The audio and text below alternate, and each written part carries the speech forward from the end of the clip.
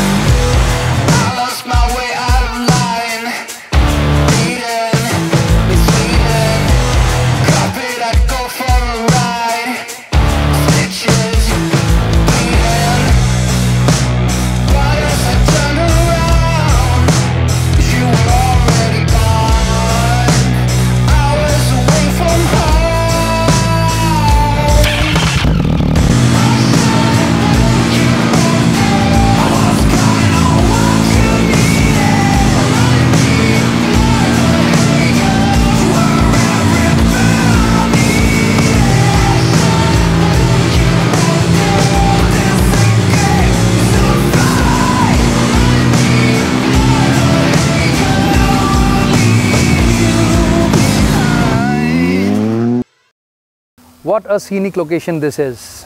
Today we are here at Sonapur's Aryan Woods Resort and we are reviewing the mighty Triumph Street Triple 6 and 5. Now as for an old gen bike, we have got a lot of features which seem to be outdated on paper but not so outdated when you actually ride this bike. So the custom job that has been done to this bike consists of yellow wrap, some carbon fiber detailings, and this is basically it. But the small changes make so much of major difference to this bike.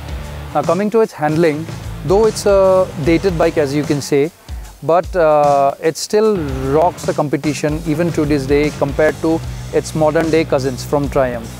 It has got a Nissin master cylinder, Nissin calipers, but if you put that into comparison with today's Street Triple S, it leads the way. That's because this has got no electronics whatsoever. This runs completely analog. The only thing that is electronic on this bike is the anti-lock braking system unit, that is the ABS. We have got Pirelli tires, Pirelli Angel GT front and rear, and we have got a nice Two Brothers Racing exhaust which makes the racing sound really good. This sounds as though you're racing a Moto2 bike on a MotoGP circuit. It is that good.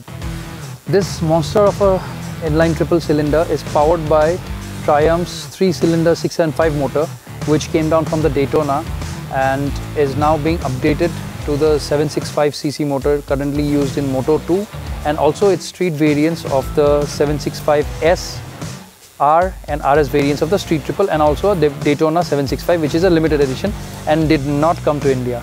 Now let's listen to the beautiful soundtrack melody done by this beautiful inline triple.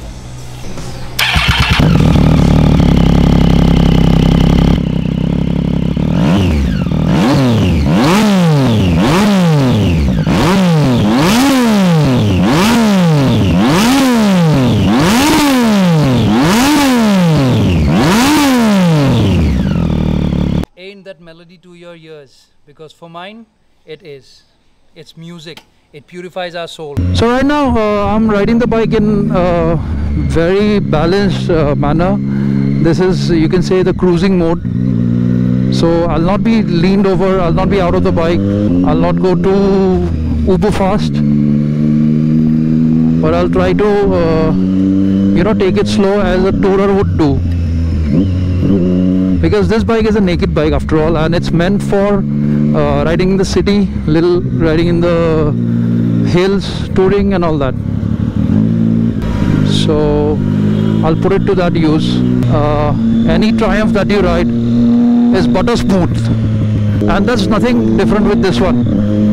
And if you look at the thing that this is quite an old bike. I mean, this particular bike was manufactured in 2014. So taking that into consideration, I think the technology that Triumph provided with this bike is too good, because you cannot feel any feature that is outdated.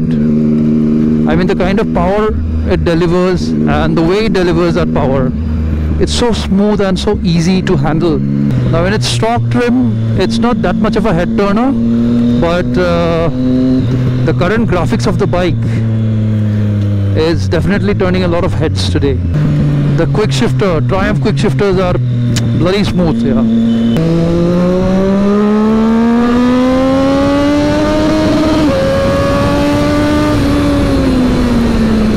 And you don't even realize when you're hitting the rev limiter on this thing, because there's no electronics whatsoever. But there's a good part to it, and that is it makes things very lively, and it makes you seize control over the vehicle. The only electronics provided with this bike is the ABS that comes standard.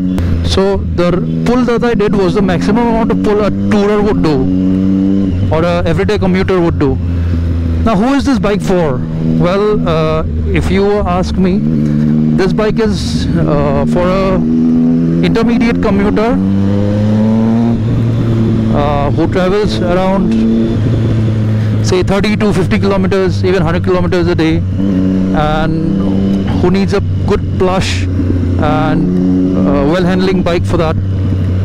This bike would be for him. And on top of that, if there's somebody who wants to tour, this bike is for him, because the ground clearance, I haven't had any issue, and I have been through some pretty bad roads. Cornering, if you haven't watched, the card should be up there already, so watch that part when I took this bike out for cornering. So that feature is also pretty nice that way, the handling. And the best thing about this bike is the fact that anyone can control this bike very easily. Anyone coming from any previous biking background. You don't need to necessarily come from a 300 to 400 cc background. Even if you're like from a 125cc, even for him this bike will do quite good. And the sitting posture is so upright and so comfortable that you have at least 30% of your confidence building from the sitting posture.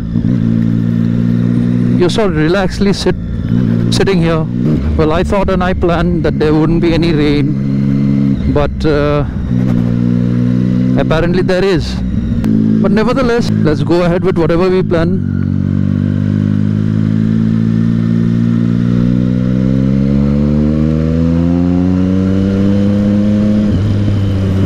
And as you can see, I pulled out of a 4th gear and so slowly on that particular corner. But the bike pulled pretty okay. The torque curve is beautiful, flat, and at the same time you get a lot of low end torque as well. So if you want to pull out of corners while on a high gear, even that is possible.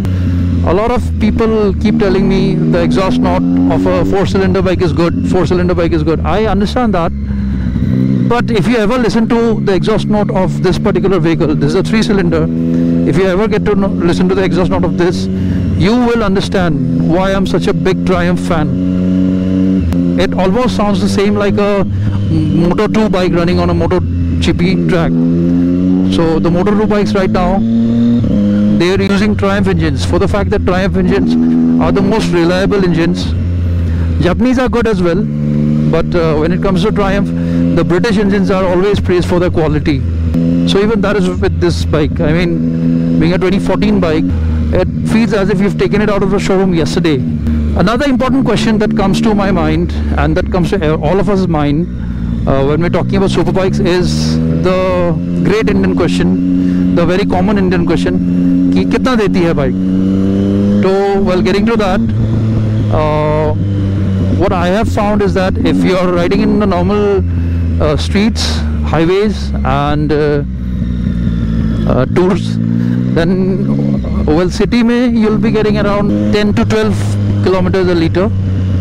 That is in jam-packed city roads. Agar you're riding it on the highways, free highways up 70 to 100 you're touching, then you'll be getting it around average mileage of 18 to 20 kilometers per liter. Now this is not something that is claimed by Triumph. I don't know how much they have claimed, but this is something that I have got myself. Only thing is, when you take it into cornering mode, then the mileage drops down to somewhere around 13 to 15 kilometers a liter. Now that is because we're using a lot of throttle. Now this is my touring mode and I'm touring like very easily, and this would be the mode where you'll normally be riding. But if you go balls out on this bike, definitely it'll take a lot more fuel. Now let me get to the straights, like all of you would, and I'll make a short pull.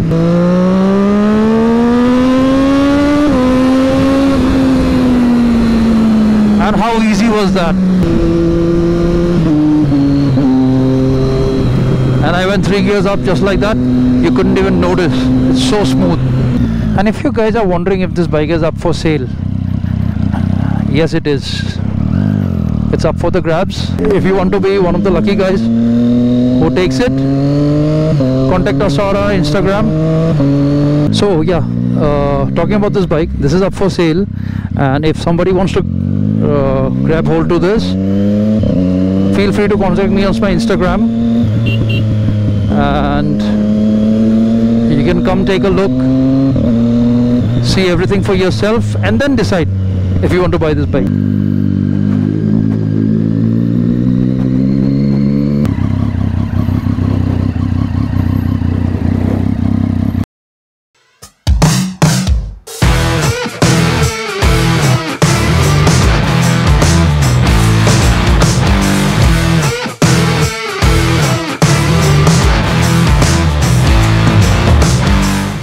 So how did you like today's vlog, guys? If you liked it, go ahead and smash that like button, subscribe to our channel, and keep watching 88 Racing. Bye bye guys.